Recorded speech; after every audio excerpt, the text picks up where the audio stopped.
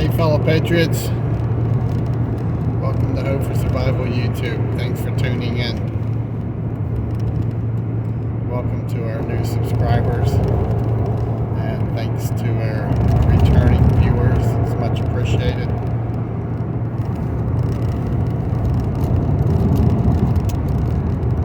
Hope you're having a great start to your 2024.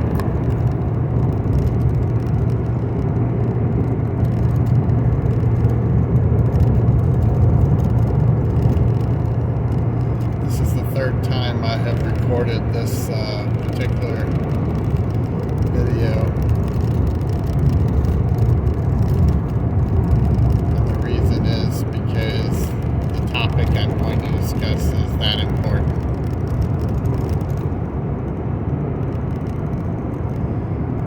For those of you that have been around a while for Hope for Survival, you've heard me mention that over the 5 years, I've used a building block approach to how I've gone about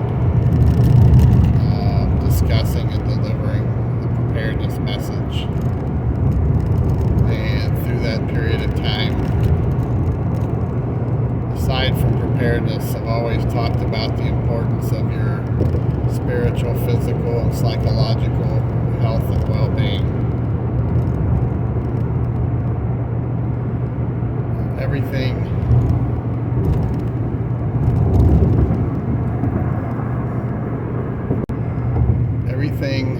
that I've covered to this point has again been a building block approach, and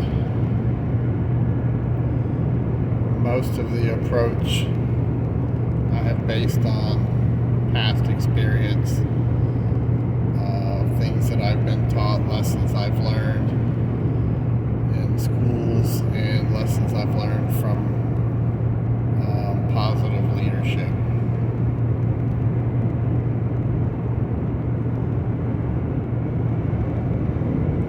Prior to this message, I had a short video clip that I was showing you 4 coins that was handed to me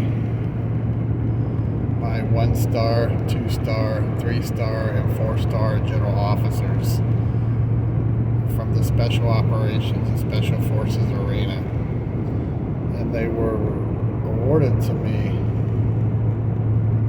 for specific tasks and jobs well done. And I want to make it clear, I'm not showing you these. Actually, it's probably the only time I've ever shown them. And they are part of the support mechanism to the message that I hope to get across in this video. You see, on each occasion when I was coined by a general officer, and I'd like to point out the 2-star coin was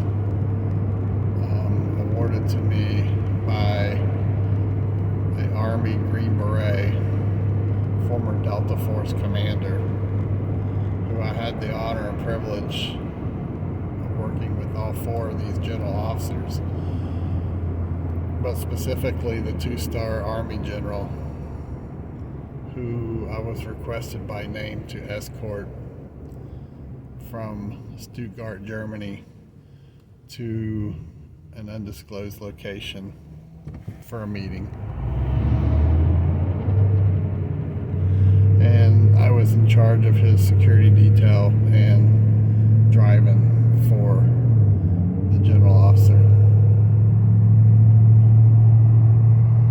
And why I wanted to point these out is because there was a lesson I learned from all four of these individuals. And the lesson, for the most part, the lesson was pretty much the same. And that is the importance of proper planning. And you hear me beating the topic of building plans continually to the point you're probably tired of hearing it. Oh no, here he goes again. He's talking about them plans again. Well, there was a reason. And all four of these general officers continually demanded and expected proper planning and how you went about approaching every task at hand. It may be something that seems simple to many, such as planning on the equipment that you're using daily to planning on equipment you're using on a mission, to planning a mission, to planning everything that you're doing.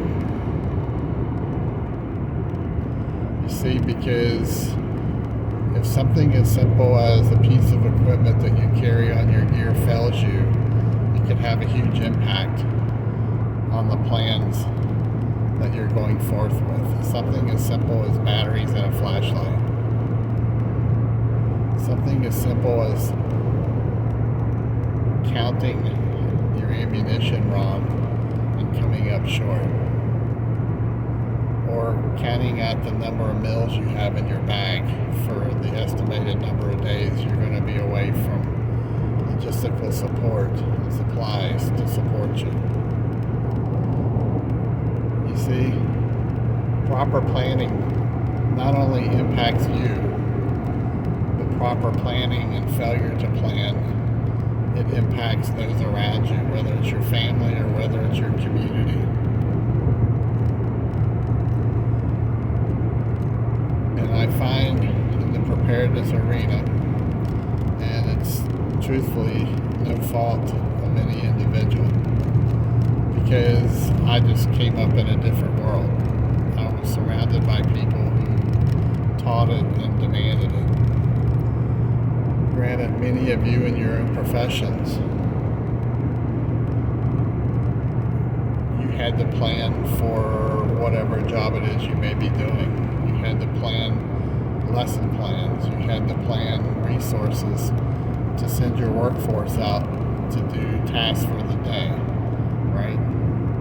Your reputation of your company and the reputation of delivery of quality products from quality workers was a result of the reputation getting future work and getting paid. So proper planning shouldn't really be new to you. It's just that in the world that we live now in preparedness, planning and proper planning could be the difference between life and death. As it was on many occasions in my own past life and maybe in your past life as well.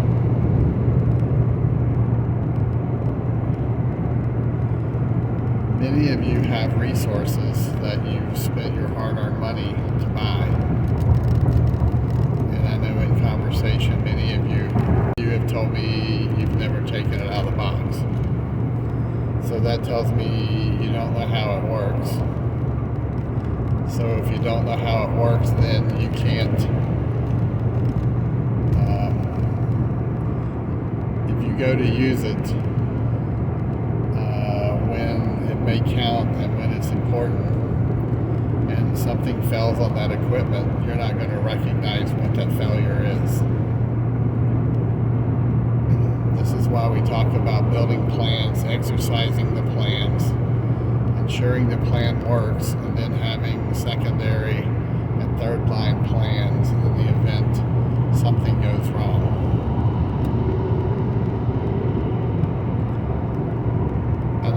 many of you own pow pows that those projectiles forth? If you're having to use that resource when your life's on the line, if you have a jammed round, if you have a stovepipe, if you have a burn off,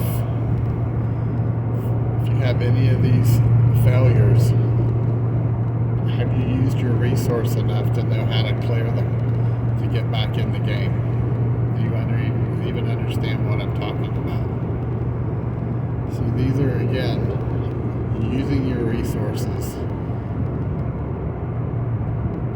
having to encounter failures and how to fix the failures.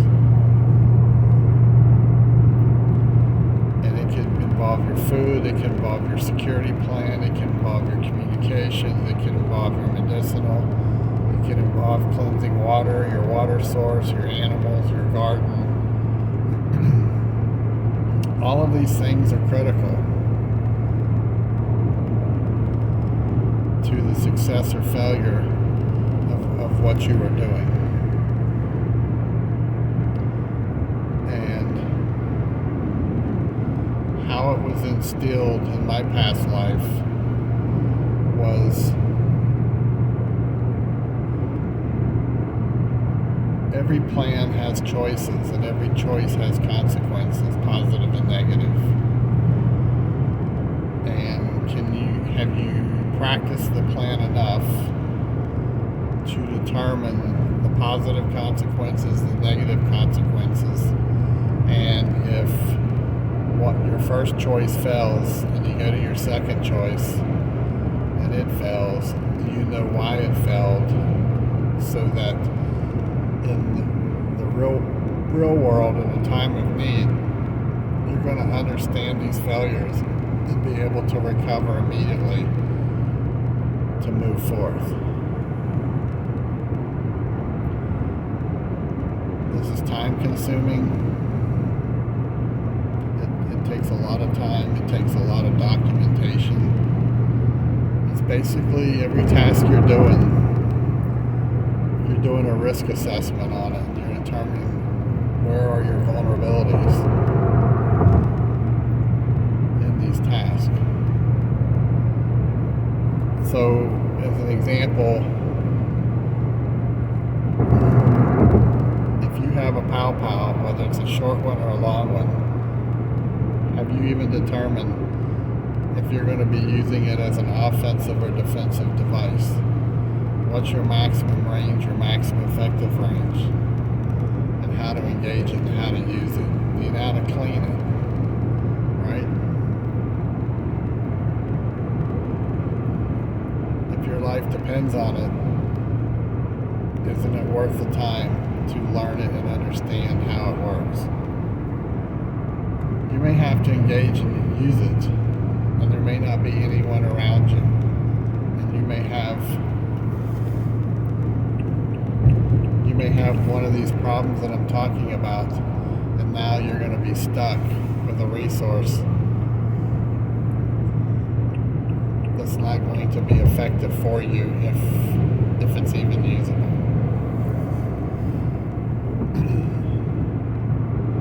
We as a culture are so pampered, and as a society, that we have basically been raised and taught in a system where we depend on something or someone else for everything. Whether it's bringing food, bringing fuel, bringing pharmaceuticals, fixing your vehicle if the vehicle breaks down, and on and on and on. Proper planning and learning to be accountable for your actions in that plan or that step is learning to depend on yourself, being accountable to you, right? It is you putting forth the first effort to try to fix whatever the situation may be to get you back in the game. And going forward,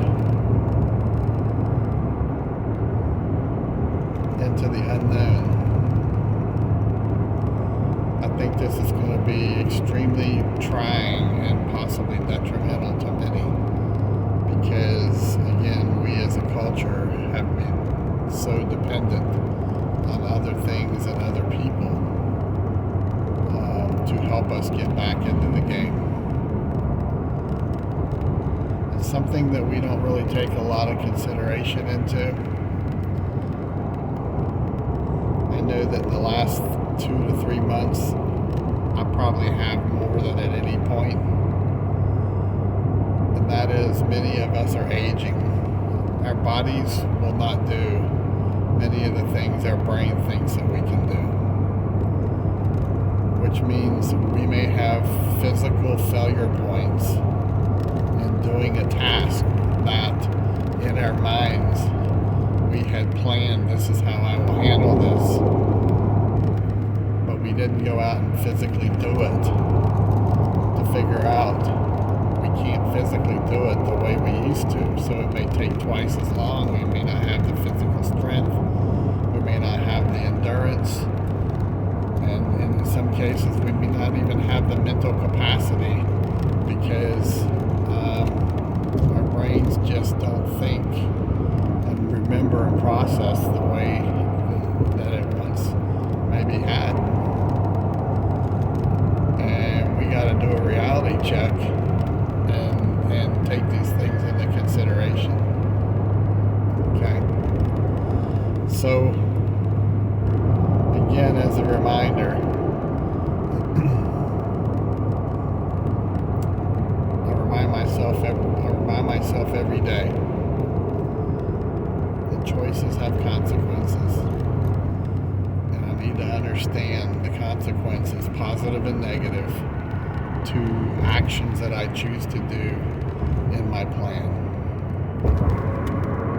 And as painful as it may be, we may have to recognize some of these realities that we just can't do it the way we once used to do it, and we're going to have to find alternative ways to get around these tasks.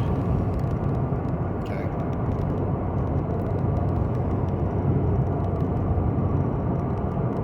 Many of us have been doing this for years.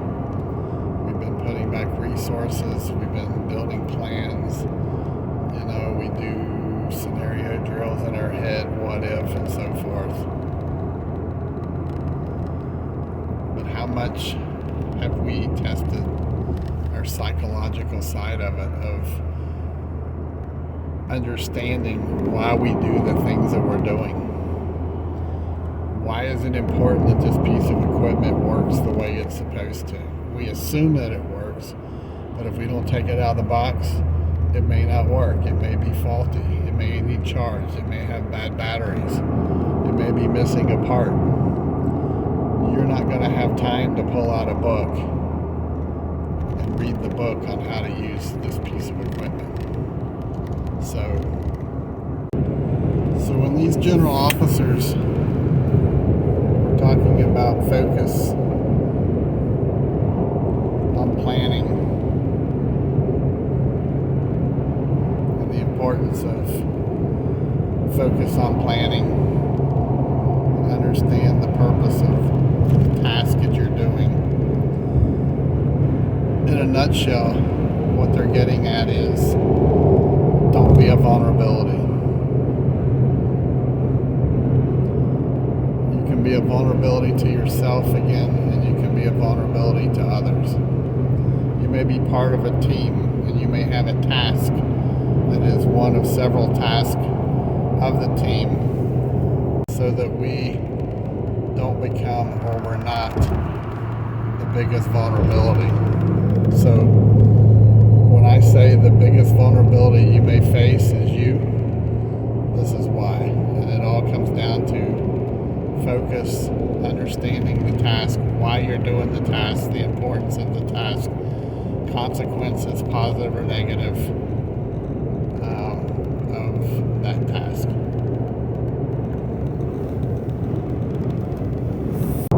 In order for the task to be successful, everyone has to be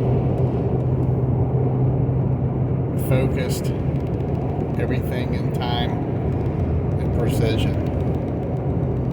If other people are going to do a task after you, meaning you have the first task, and your mind isn't in the game and you're not focused, you can cause the whole plan to fail. You can get other people hurt or get them killed. A good example, which is likely a task you would never have to do, would be a team that's getting ready to enter into a facility where there may be a threat. You have the first man who's going to place the explosives on the door. His timing and determining the power needed to blow the door is critical. Then you're going to have a door breacher or a door kicker. And then you're going to have a team, a fire team or a squad who's going to immediately enter into the room or the building that's the threat. This is all proper planning, critical, time essential, and the task orientation of each person's role. If an individual has problems back home and it's weighing on their mind, he's likely going to get pulled offline and someone else put in his place, because the team cannot afford to have an individual who can't focus, which gets back to the whole point of the focusing. Okay, again, that's just an example. The likelihood that you would ever do this task is pretty minimal, but it's just the example that came to mind. So